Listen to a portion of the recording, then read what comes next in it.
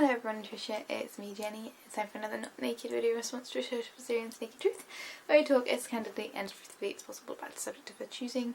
Straight out shower, no makeup, wet hair, sort of, first take, one take, etc, etc.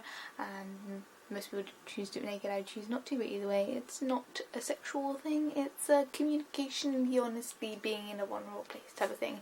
My hair's slightly drier than normal, it is still kind of wet at the back. I got into bed and slept post shower because I'm tired, so that was about 2 hours ago, so that's why my hair is still kind of mostly dry, very fizzy, and yeah. But all the other ones are normal. I'm very tired.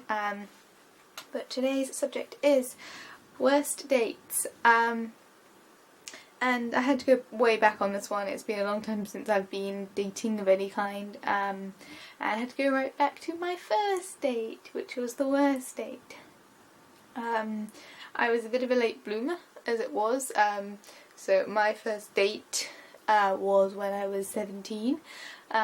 Maybe even 18. I think I was 17 when on my first date. And what happened with that particular relationship was the guy I'd been really wanting to ask me out for the entire year. I'd been in the same writing group as him.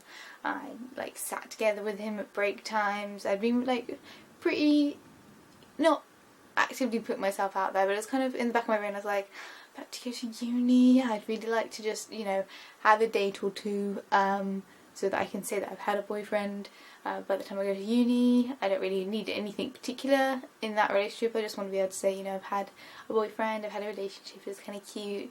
I don't really need anything more than that before going to uni, but that was my thought process.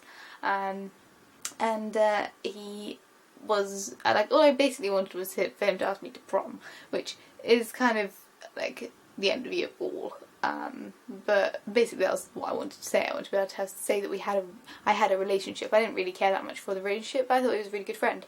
But we kind of bounced around each other, and then end of year prom he wasn't available. So he didn't ask me out, and then during the summer holidays before uni, we happened to go to the same music festival, and we met again, and I spent the day hanging out with him, and it was really nice, and then he asked me out on a date. And so the date itself was kind of awkward, because I hadn't really hung out with him much in a non-school-based thing, other than sixth form, and bless him, he really, really tried. He wanted to do something different than your standard date. It wasn't meeting in a coffee shop, it was he invited me to go swimming, which when you're a 17-year-old girl who, doesn't have that many body issues, but, doesn't really feel that comfortable wandering around in a, bikini with a boy that she's not that well, doesn't know that well in that way. It was kind of weird. I had my first sauna. It's kind of weird. I think he tried to kiss me in the sauna. It felt really awkward. There was lots of kind of awkward conversation. And it wasn't bad per se, and it was a really good idea to do something exciting and new, and something that's, relatively physical, so that, if the conversation is drying out, you can, do a lap or whatever. But given that swimming is not my forte, I used to enjoy it a lot as a kid, but when I was 17 I was kind of out of practice. I wasn't that body confident, and there wasn't really enough, it was hard enough to have an actual conversation in that environment, but it wasn't easy to have a conversation, it wasn't easy to do other things.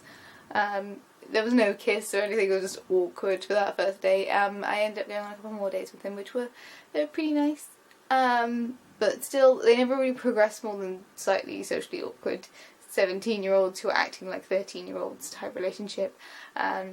We went to go see Toy Story 3, which was good. That was a slightly better date because we didn't have to do that communication thing, we just focused on the film, which was good. And then he bought me a very, very extravagant birthday present, and I didn't really know how to react to that, because I can't remember if this might actually be on the first date. After the first date, he managed to persuade me back to his house, so we caught the bus and went back to his house. And he gave me a very extravagant, rather large,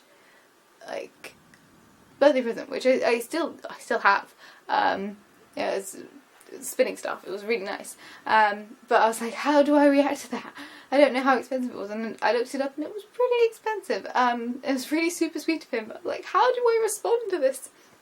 But yeah, I've never had any instance of what Trisha described on her date, which is an asshole. Being a bit of an asshole. And to be honest, like, if someone ever treated me like that, I have a couple of things that I would say no to. If someone is being like rude to a waiter, or racist or sexist, any level of aggression, and I'm out. I don't need a guy to be a perfect gentleman. I don't need him to be completely polite. I prefer if they are.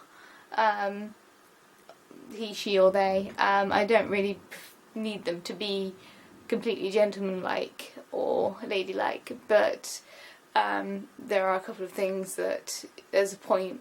If I feel like I'm in danger, I'm out. I'm gone. I am not putting myself in that situation. And I have a lot of slightly weird kind of personal quirks, and it takes me a very long time to adjust to being comfortable with someone else. So, for example, putting one's hand on one's waist without asking permission, that sort of thing, like, I can deal with it, but I'd rather if you ask permission first. Just saying. But there we go. Dates are weird. I haven't been in a relationship for a long time, so it may be that I have very different expectations now, but I'm not seeking. I am just going through life by and by.